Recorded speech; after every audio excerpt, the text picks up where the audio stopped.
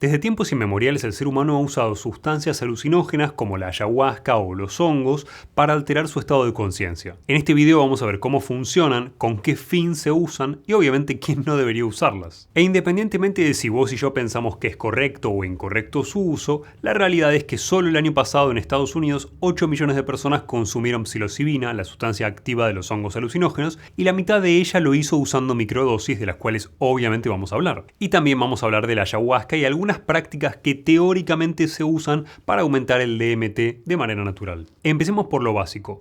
La enorme mayoría de las sustancias alucinógenas utilizadas de manera tradicional cumplen su efecto gracias a moléculas de la familia de las triptaminas. En este caso vamos a hablar del DMT o dimetiltriptamina. Esta molécula existe en plantas y existe en animales o incluso existe en humanos, pero en cantidades obviamente diferentes. Nosotros tenemos DMT y producimos DMT en nuestro cuerpo. Algunos dicen que en la glándula pineal, realmente no lo sabemos, pero obviamente no tenemos la misma cantidad de DMT que las plantas utilizadas para hacer bebidas como la ayahuasca. El DMT, como muchas triptaminas, se forma a partir de un aminoácido que seguramente conoces, que es el triptófano, que es la misma sustancia que nosotros utilizamos para formar serotonina en nuestro cuerpo. De hecho, todos los alucinógenos que yo estudié para este video causan su efecto gracias a los receptores de la serotonina que tenemos en nuestro cerebro. Y pensá que la serotonina normalmente en nuestro cerebro está relacionada con el sueño y con la melatonina, por eso muchas prácticas en Oriente relacionadas con el DMT se realizan en la oscuridad. Pero ¿cómo funciona? El DMT tiene un perfil diferente al de muchas otras sustancias psicodélicas. En dosis habituales, el DMT produce una experiencia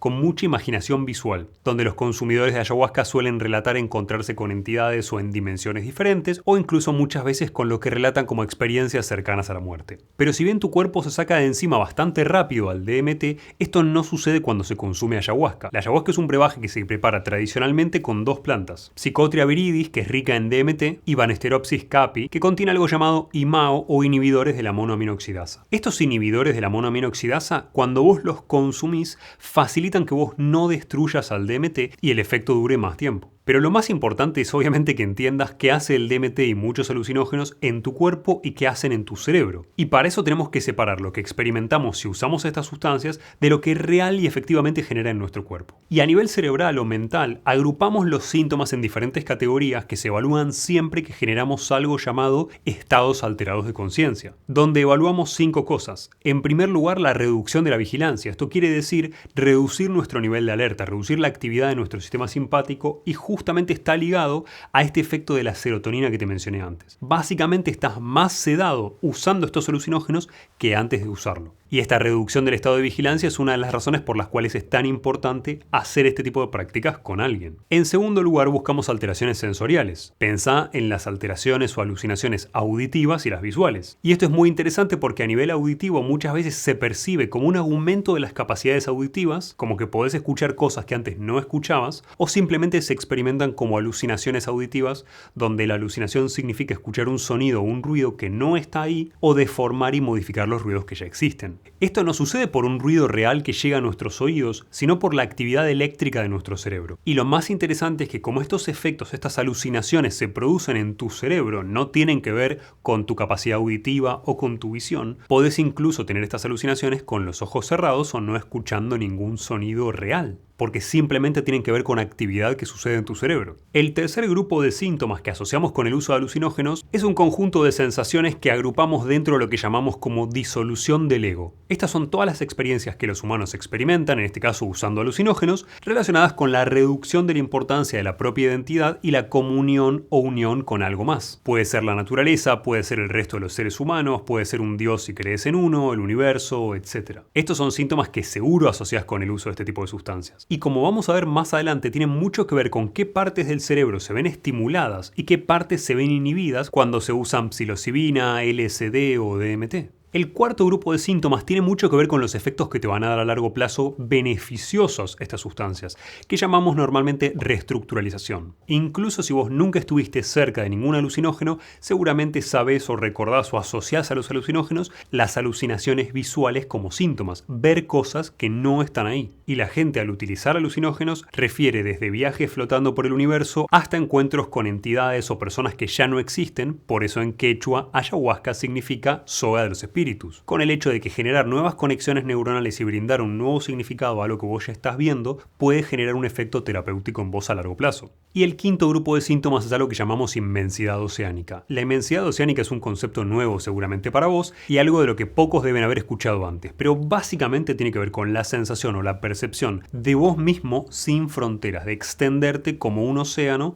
de ahí su nombre. En el sentido más básico tiene que ver con la disolución de las limitaciones. Pero obviamente lo que vos experimentás a nivel mental no tiene necesariamente que ver con los efectos físicos que el DMT y otros alucinógenos pueden tener en tu cuerpo, que pueden ser taquicardia, mareos, dilatación de las pupilas, agitación, paranoia, de la cual vamos a hablar después y vamos a ver cómo evitarla, movimientos oculares, diarrea y obviamente uno de los más típicos, los vómitos. Y se cree que muchos de los síntomas mentales están ligados a un cambio de flujo sanguíneo en las regiones frontales y paralímbicas del cerebro, con lo cual hay una explicación fisiológica de por qué tenemos las experiencias que tenemos cuando usamos este tipo de sustancias. Pero la diferencia que hace a la DMT más estudiada que otras sustancias es que cuando se inyecta o se inhala dura muy poco tiempo y no genera acostumbramiento. Y en esas formas de consumo el DMT tiene un efecto muy corto, unos solamente 20 minutos. Y esto no es importante para vos como experiencia, pero es algo importante para controlar los estudios en donde se investigan sus efectos. Y sí, me vas a decir que el DMT en general no se inyecta,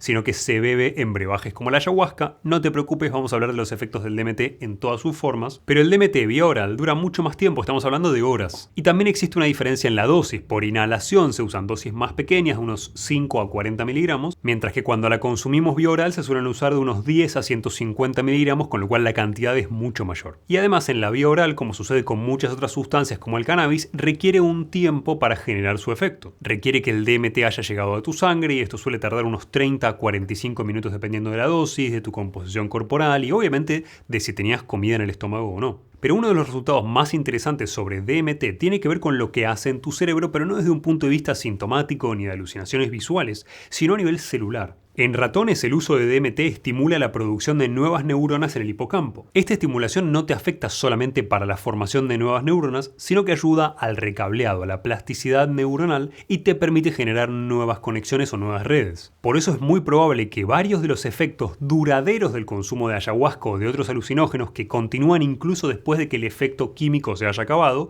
se deben a esta plasticidad neuronal y este cambio en las redes que tenemos en el cerebro. Y lo más relacionado obviamente son los cambios que tienen que ver con tu conducta o con el impacto de los recuerdos traumáticos. Y la explicación de esto no es algo delirante ni de comunión con otras dimensiones, tiene que ver con neurociencia. Hoy la explicación más razonable de cómo funcionan los recuerdos y la memoria que tenemos es esta. Tus neuronas de una región específica, supongamos del lóbulo temporal, se disparan siguiendo un patrón específico. Y repetir ese mismo patrón luego es necesario para que vos recuerdes algo. De hecho, cuando estuviste estudiando todo el día y consolidás la memoria durante el sueño, disparás las neuronas en el mismo orden en el que las activaste durante el día para consolidarla. Y la ayahuasca y otras sustancias alucinógenas tienen una mayor capacidad para generar esa neuroplasticidad que simplemente hacer ejercicio o leer un libro. Ahí sí tenés un efecto químico tan intenso que la conexión neuronal, la formación de nuevas conexiones, es obviamente mucho más rápida que meditando. Y esa neuroplasticidad es la base de generar nuevas conexiones neuronales y de cambiar una conducta preestablecida o por lo menos la intensidad de un recuerdo perjudicial,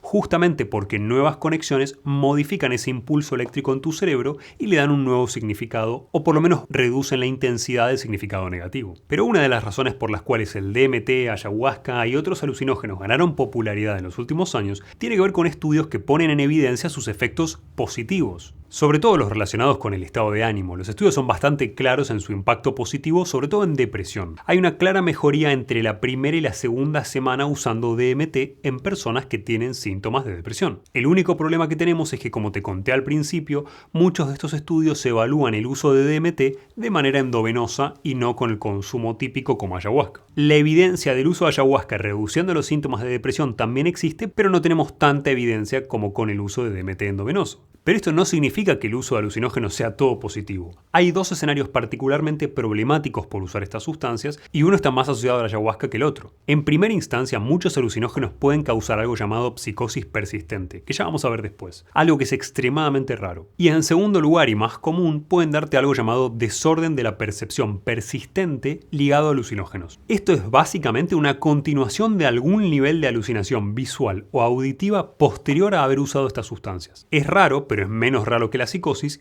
y ambos son mucho más frecuentes en personas con problemas de salud mental de base, gente con patologías de salud mental importantes que experimentan con alucinógenos sin tener equilibrado su problema psiquiátrico. Pero en el desorden de la percepción lo que más frecuentemente encontramos son flashbacks de momentos de cuando se estaba bajo los efectos del alucinógeno sin reconocer que son flashbacks, sin reconocer que no son reales. Pero hay otro escenario más, que no está tan ligado al LSD o a la psilocibina, sino que está mucho más ligado al uso de ayahuasca y a la serotonina en sí misma, que es raro, pero que podría sucederle a cualquier persona, no requiere un problema mental de base. A este cuadro se le llama síndrome serotoninérgico, que son altos niveles de serotonina que son muy peligrosos para tu salud. No es que vas a estar más feliz por tener altos niveles de serotonina en sangre o en cerebro. Y de este cuadro vos tenés mucho más riesgo si ya tomás fármacos como los IMAO, como esos inhibidores de la monoaminoxidasa que te nombré antes, que se usan normalmente como antidepresivos. Combinar estos con ayahuasca puede aumentar mucho el efecto de la serotonina y generar este cuadro. Y si bien es extremadamente raro, hay relatos de muerte por el uso de ayahuasca, particularmente en sitios de alto consumo como Iquitos. Pero hay otro escenario o preocupación que es menos fundado. ¿Qué sucede si me vuelvo loco por usar alucinógenos? El miedo a esto existe y los relatos de personas que han tenido brotes psicóticos, como te mencionaba, por usarlas,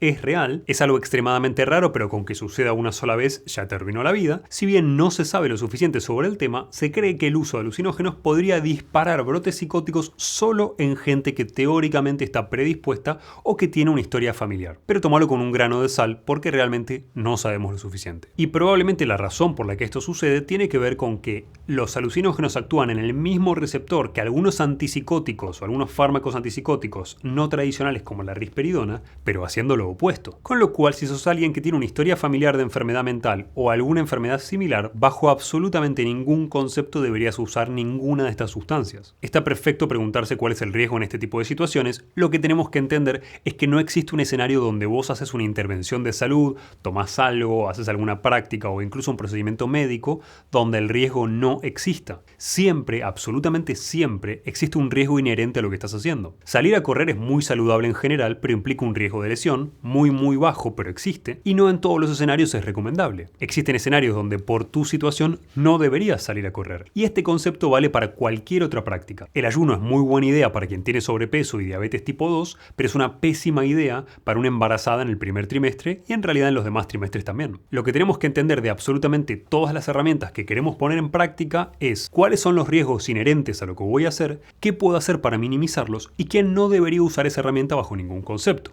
Y la mejor manera, sin ningún lugar a duda, de reducir los riesgos con el uso de alucinógenos es tener la presencia de un guía sobrio, una persona con experiencia en el uso de estas sustancias, que no las esté consumiendo en el momento en el que esté al lado tuyo, que pueda guiarte cuando lo haces. Aclaradas estas precauciones, es importante que entiendas que muchas drogas psicoactivas, tanto las legales como las ilegales, tienen incluso más efectos secundarios y más riesgos asociados sin los beneficios. Incluso sabemos que muchas sustancias psicoactivas como el alcohol representan un problema mucho más grave, tanto para nuestra salud como para la del prójimo. De hecho, como ves en este gráfico, por cantidad de consumo y por riesgos, la primera sustancia es el alcohol y la última sustancia, la que menos riesgo implica, es de la que vamos a hablar ahora, los hongos alucinógenos y la psilocibina. La psilocibina es otro compuesto psicoactivo que se encuentra en hongos alucinógenos comestibles. Estos se usaban históricamente en la medicina tradicional de Norteamérica, y de la misma manera que el DMT y la ayahuasca, la psilocibina también depende estructuralmente del triptofano. Esto no es nada menor porque existen muchos estudios que probaron a la psilocibina junto a psicoterapia en depresiones resistentes a fármacos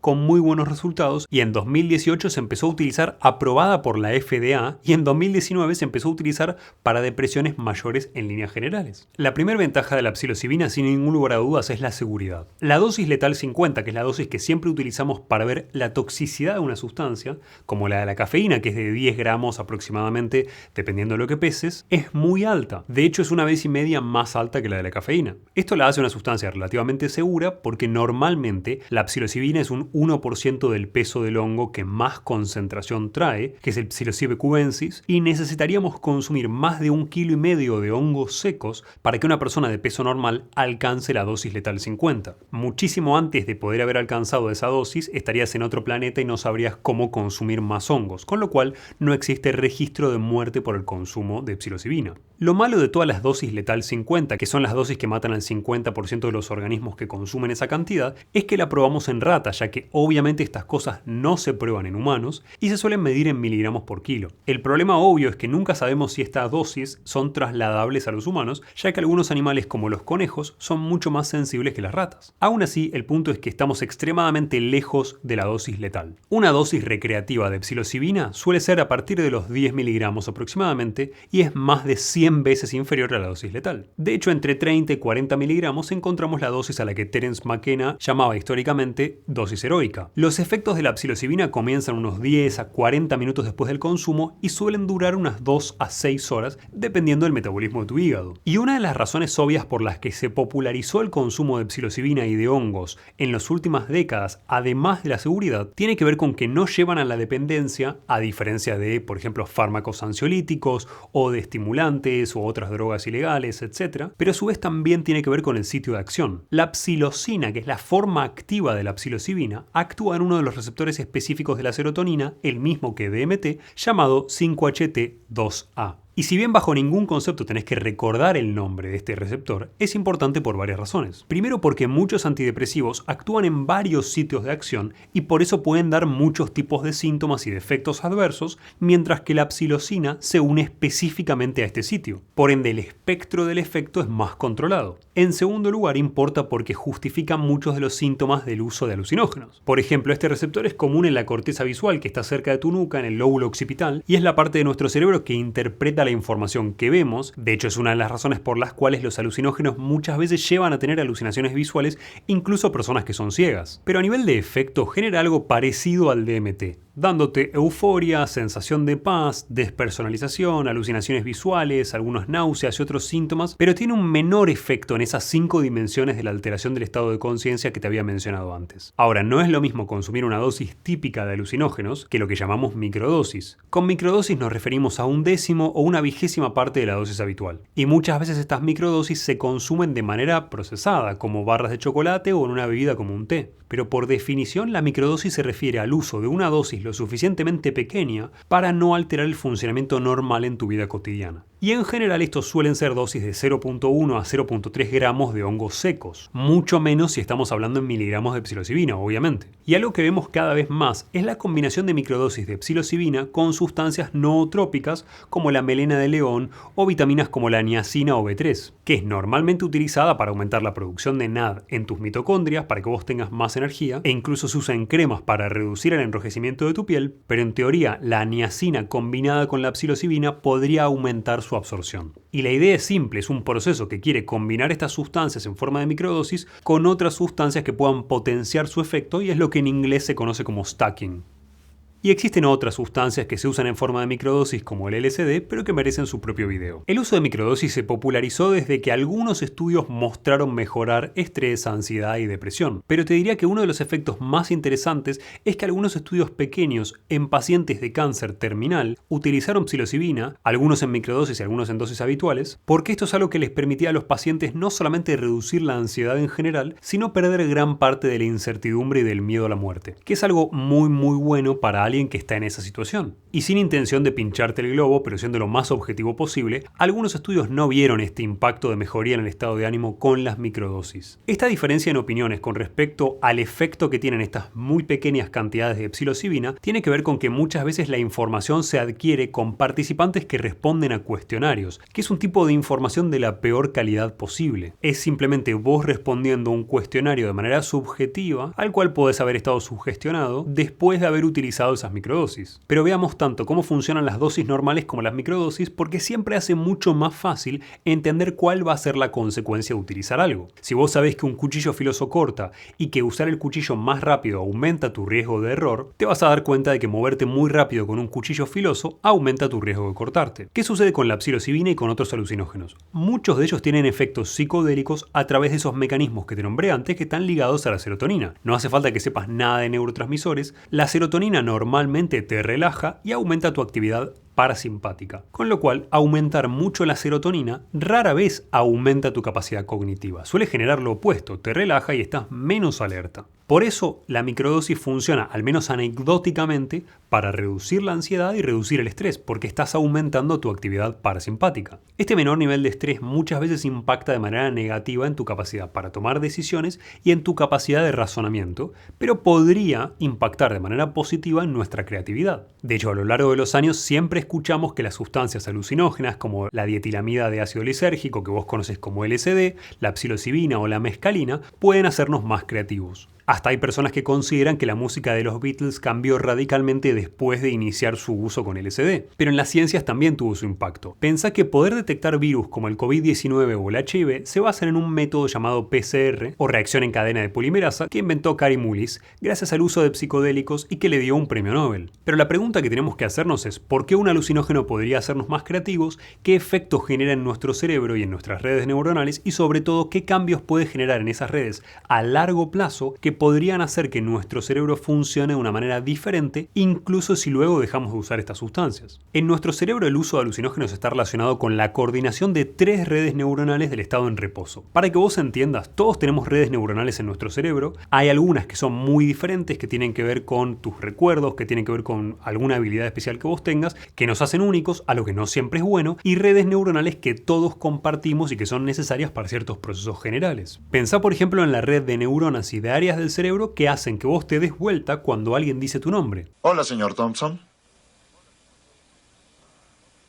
Eso es algo que todos tenemos y requiere neuronas que escuchan el ruido, neuronas que reconocen el significado del sonido y lo unen al recuerdo de que ese sonido es tu nombre, neuronas que mueven tus músculos de cuello, que mueven tus músculos de ojo y neuronas que reconocen lo que vos estás viendo. Estos son circuitos que tenemos todos y los psicodélicos funcionan coordinando 3 tipos de redes típicas del reposo, del estado no relacionado con la alerta y que te pueden parecer irrelevantes pero son centrales para tu creatividad. La red de modo default, que está relacionada con las ideas en general, con generar ideas básicamente, la red de control frontoparietal, que es la que hace evaluación de las ideas que vos ya tenés, para que vos determines si vale la pena o es una mala idea, y la red de saliencia, que es la que te ayuda a enfocarte en estímulos externos. Pensá en la saliencia como algo que llama tu atención. Un sonido al que vos estás acostumbrado a escuchar todo el tiempo genera menos saliencia que una explosión cercana que puedas llegar a escuchar. Y estas 3 redes que no tenés que recordar son importantes porque la teoría de neurociencias nos explica que existe un marco dinámico del pensamiento, que la creatividad o el pensamiento creativo es alternar entre estímulos internos con pocas limitaciones y externos con muchas limitaciones. Y cuando se consumen psicodélicos, estas redes neuronales típicas actúan menos, lo que te muestra que los alucinógenos, como la psilocibina, hacen a tu cerebro más flexible. Y esto hace a la psilocibina no solamente buena para la creatividad, por menos desde el punto de vista anecdótico, la evidencia no es tan fuerte, sino que también muestra su utilidad para ayudar a cambiar patrones de pensamiento más rígidos o más inflexibles, particularmente en personas con alguna enfermedad mental o con trastornos obsesivos. Esto sucede básicamente porque de la misma manera que te mencioné antes con DMT y ayahuasca, la psilocibina muchas veces te permite obtener una nueva perspectiva del evento o del problema por esa reestructuralización que te había mencionado de los estados alterados de conciencia que después se suele integrar en una terapia. Básicamente te permite flexibilizar tus conexiones neuronales y lograr nuevos patrones de pensamiento. Y si bien esto es algo bastante nuevo y la evidencia todavía no es mucha, es crucial para las adicciones también. Estudios sobre el abuso de sustancias y el uso de psilocibina mostraron resultados muy buenos. De hecho, en uno de ellos el 50% de los participantes dejó de fumar después del estudio. Sigue siendo una muestra pequeña y sigue faltando más información, pero estamos hablando de que el 50% de las personas que participaron dejaron de fumar con una sola experiencia de uso de psilocibina. Y los efectos que esto puede tener en la adicción no tienen nada que ver con el efecto químico en tu cerebro, sino probablemente con esos cambios de redes neuronales que pueden generar, que te hacen tener conductas menos adictivas. No tienen que ver con sacarte de encima una adicción química. Y todo esto está muy bien, pero los hongos y las plantas no son las únicas fuentes de alucinógenos. También tenemos sapos que tienen DMT como componente psicoactivo de un veneno que tienen en las glándulas parótidas. Los efectos de ese veneno son muy similares a los efectos de la psilocibina y los efectos de la ayahuasca. De hecho, la evidencia con respecto al uso de esta sustancia mostró una reducción de depresión, ansiedad, estrés y mayor satisfacción en la vida, incluso luego de un solo uso y sosteniendo ese beneficio por meses. De nuevo, esta evidencia tomala como anecdótica porque muchas veces se genera con participantes respondiendo cuestionarios después de haber usado la sustancia. Pero lo que sí es muy evidente con el consumo de DMT proveniente de estos sapos es que parece que existe una modulación de la inflamación en humanos, una reducción de las sustancias inflamatorias como la interleuquina 6 o el factor de necrosis tumoral alfa, que son sustancias que siempre generan más inflamación. Y uno de los puntos más importantes de las sustancias alucinógenas es la variabilidad de sus efectos. La misma dosis de psilocibina no impacta de la misma manera en dos personas diferentes en dos circunstancias diferentes. Su impacto depende principalmente de la mentalidad, del estado de ánimo al consumir esta sustancia y del escenario en el cual el consumidor se encuentra en el momento de tomarla. Si la mentalidad o el escenario son malos y vos no te sentís seguro, pueden dar lugar a una muy mala experiencia, a paranoia o a lo que coloquialmente se conoce como un mal viaje. Esto sucede desde un punto de vista fisiológico porque muchos alucinógenos aumentan tus niveles de cortisol, aumentan tu percepción del estrés. Si tu nivel de cortisol ya está aumentado por otros factores emocionales o de situación en la que vos estás y consumís alucinógenos, aumentas tu riesgo de activar sitios del cerebro más ligados a la percepción del estrés y a la amenaza, como la amígdala, que tienen más receptores para el cortisol que otros sectores del cerebro y pueden modificar tus alucinaciones visuales o auditivas. Esto puede dar lugar a tener una muy mala experiencia o incluso una experiencia traumática. Y estos criterios son los que en inglés se conocen como set and setting, básicamente cómo estás vos y tus circunstancias. Y en la mayoría de los estudios hechos al respecto se encontró que las personas que tenían más experiencia usando psilocibina refirieron tener siempre una mejor experiencia que aquellas que nunca habían utilizado este tipo de sustancias. Con lo cual, saber qué es lo que se te viene, saber cómo va a ser la experiencia, minimiza los síntomas negativos. Luego, el consumo de estas sustancias en grupos grandes de 8 personas o más no eran recomendados porque podían aumentar tu sensación de paranoia. Esto sucede porque durante el consumo de alucinógenos como la psilocibina, pero otros alucinógenos también, se aumenta la sugestibilidad de las personas. De la misma manera que esto te hace más receptivo a cosas sensoriales, también te hace más receptivo a las interacciones con otras personas o con el medio ambiente. Por ende, más personas, más riesgos de una mala sugestión, más riesgo de aumentar el cortisol, más riesgo de mala experiencia. Y los especialistas en esto recomiendan como instrucciones para evitar ese mal viaje que si sentís que te estás muriendo, derritiéndote o algo te está sucediendo durante esa experiencia, no luches contra esa sensación porque eso aumenta tus niveles de cortisol y aumenta tu frecuencia cardíaca, y observala como si fuese una meditación. El segundo aspecto dentro de los instructivos más importantes que se suele mencionar tiene que ver con los efectos del alucinógeno cambiando tu percepción y el significado de lo que estás viendo. Muchas veces esto implica enfrentar cosas negativas de tu propia vida o recuerdos traumáticos o algo similar de cosas que dejamos de explorar como adultos con nuestro cerebro porque representan un daño potencial, y justamente en esta situación se hacen en un intento de reconectar o recablear tu cerebro, de darle un nuevo significado. Para esto es central que exista alguien con quien puedas hablar luego sobre esa circunstancia. Por eso hoy para depresión se combinan tanto el uso de psilocibina con psicoterapia posterior. Y tener en cuenta tu actitud y tu entorno no sirve solamente para la gente que consume psilocibina o alucinógenos, sirve para todos. Todos necesitamos tener en cuenta nuestro estado de ánimo y mejorarlo para tener la mejor experiencia en la vida posible y no un mal viaje, pero ya ajeno al uso de alucinógenos. Lo más interesante de los alucinógenos es que son la única familia de sustancias de la cual escuchamos reportes cotidianos de personas que consumieron estas una sola vez y les alcanzó para tener un impacto profundo en ellos el resto de su vida. Esto lo asociamos por un lado con el cambio en esas redes neuronales que te mencionaba antes, pero por otro los asociamos con esas alteraciones de las dimensiones de la conciencia que te había mencionado antes. Y no solo con alteraciones, sino con la idea de que nos brinda un estado de conciencia más elevado, que esto es discutible. Estos estados alterados de conciencia tenían como recordatorio un menor nivel de vigilancia, alteraciones sensoriales, básicamente visuales y auditivas más que nada, disolución del ego, reestructuralización de lo que vemos, o sea, cambiar el significado de lo que vemos, y ese síntoma llamado inmensidad oceánica. En el caso del DMT y de la psilocibina se centra más en las alteraciones sensoriales, pensá en las alucinaciones de cosas que no están, y en la reestructuralización, que es cambiar el sentido o interpretación de lo que vos estás captando. Algo importante para los beneficios asociados a salud mental. Y la parte de disolución del ego y de inmensidad oceánica es lo que nosotros más asociamos con experiencias místicas. Sentir que vos ya no sos vos, sentir que estás unido a algo, sentir que sos infinito. Muchos reportes son similares con respecto al uso de alucinógenos en este sentido. Por eso coloquialmente consideramos que el uso de alucinógenos tiene que ver con aumentar nuestro ancho de banda de conciencia, aumentar la cantidad de información sensorial que llega a nuestro cerebro y que genere una respuesta. De hecho, este efecto, esta respuesta es tan importante que algo que se usa en neurociencia para medir la respuesta de nuestro cerebro, llamado inhibición prepulso, es un parámetro que usamos para medir el efecto de una sustancia psicodélica. La premisa es simple: con un sonido inesperado se hace sobresaltar a alguien, pero si antes de hacer la prueba haces lo mismo con un sonido más suave, el sobresalto es menor. Pero esto sucede en condiciones normales. Cuando vos usás psicodélicos, ese efecto menor no se da. Pensalo como que tu cerebro no pone ningún filtro a la información que llega y te sobresaltás igual, aunque ya te hayas acostumbrado. Por eso podemos entender que la percepción está aumentada, pero también que las capacidades cognitivas en ese momento están disminuidas, con lo cual no podemos decir realmente que sea un nivel de conciencia mayor. Es un nivel mayor de percepción sensorial,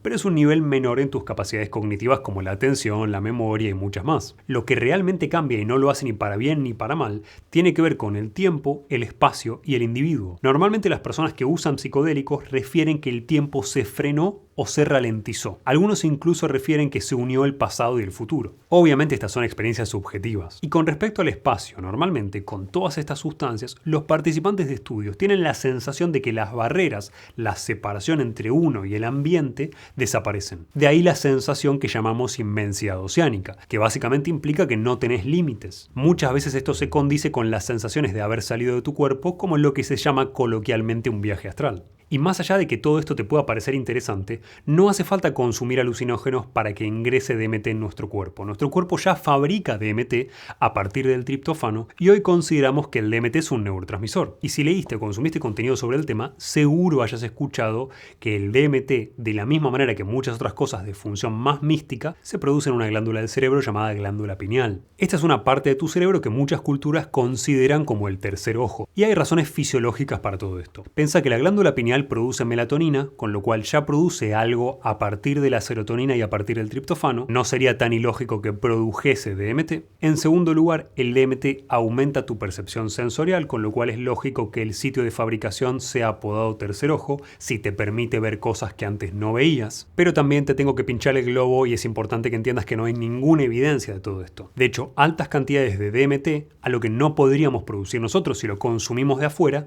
no generan más actividad en tu glándula pineal, sino algo llamado hiperconectividad que afecta prácticamente a todo el cerebro. Dicho esto, la pregunta no es si podemos aumentar el DMT naturalmente en nuestro cerebro, sino si podemos generar efectos parecidos sin la necesidad de un alucinógeno, y la respuesta a eso es sí. Las experiencias místicas asociadas al DMT y a otros alucinógenos están muy ligadas a algo llamado oscilación de las ondas teta en nuestro cerebro. Y sin quemarte el cerebro y explicándotelo fácil, la oscilación es la actividad rítmica o repetitiva de las neuronas en una región del cerebro específica. Básicamente que funcionen en un orden, que funcionen siguiendo una secuencia, una cantidad de ritmos por minuto si querés. Y teta significa que funciona en una frecuencia específica, que ese ritmo va funcionando en una cantidad de hertz o de ciclos por segundo determinada. Esto es muy importante para tu percepción sensorial porque quien más tiene oscilaciones de teta, más se asocia a experiencias místicas consumiendo alucinógenos. Por ende, a más de esta oscilación genero, más chance tengo de tener estas experiencias sin necesidad de consumir una sustancia. Y una de las maneras más obvias de aumentar el efecto de estas ondas teta es la meditación, particularmente la meditación sin ningún tipo de otro estímulo. Esto genera por un lado un aumento de la actividad teta, pero por el otro nos garantiza que no le estamos prestando atención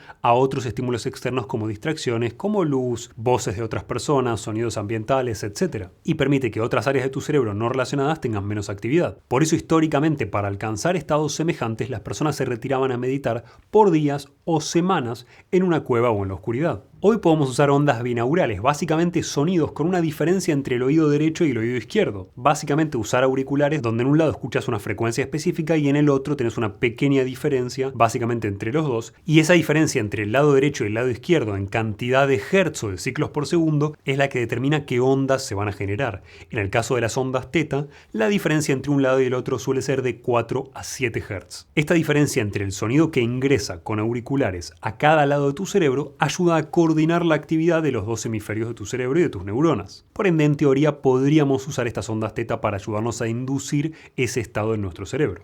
Pero este tipo de meditaciones y de estados de actividad cerebral suelen tener mucho más efecto en el umbral del sueño, antes de que vos te quedes dormido por completo. Esto sucede porque nuestro cerebro aumenta la actividad teta en ese momento y luego delta durante el sueño profundo. Por eso los sueños lúcidos, por ejemplo, suceden en el umbral del sueño, antes de que vos te quedes dormido principalmente. Por ende, en líneas generales, meditar durante mucho tiempo en la oscuridad, sin otros estímulos y sobre todo hacerlo cerca de los umbrales del sueño, cerca del momento en el que me voy a dormir, es donde más chance tenemos de generar los mismos efectos a nivel cerebral, y por supuesto que jamás vas a tener los mismos efectos meditando que utilizando grandes cantidades de alucinógenos. Internet está lleno de meditaciones especiales y de ejercicios respiratorios que prometen aumentar tus niveles de DMT, pero esto claramente es falso. El DMT sin esos inhibidores de la monoaminoxidasa que te mencioné antes cuando hablábamos de ayahuasca duran muy poco tiempo en tu cuerpo, con lo cual los ejercicios respiratorios jamás servirían para esto. En su lugar, enfócate en meditar y en hacer otro tipo de prácticas más rítmicas que le ayuden a tu cuerpo a aumentar la actividad teta de tu cerebro, que va a reducir tu ansiedad y a darte muchos de los beneficios de los alucinógenos y mantener esa plasticidad neuronal que necesitas para cambiar tu conducta cuando quieras hacerlo. Pero incluso habiendo estado meditando por muchos días en la oscuridad en Tailandia y en cuevas en Bali, te puedo decir que los efectos que me refirieron las personas a las que consulté para hacer este video no son alcanzables, al menos en mi experiencia, simplemente meditando. Por eso tienen la capacidad de recablear tu cerebro mucho más rápido de lo que una meditación como mindfulness, zen o trascendental podría. Lo que sí te puedo decir es que es probable que en un futuro no cercano podamos alcanzar estos mismos estados con estimulación electromagnética del cerebro, como sesiones de neurofeedback, y evitando el riesgo de las sustancias químicas. Por motivos legales te tengo que decir que uses este video solamente como información y no como consejo para consumir ningún tipo de sustancia, y si te gustó este video suscríbete, ponle me gusta o compartilo porque vas a tener todas las semanas videos como este sobre temas que espero que sean cada vez más interesantes.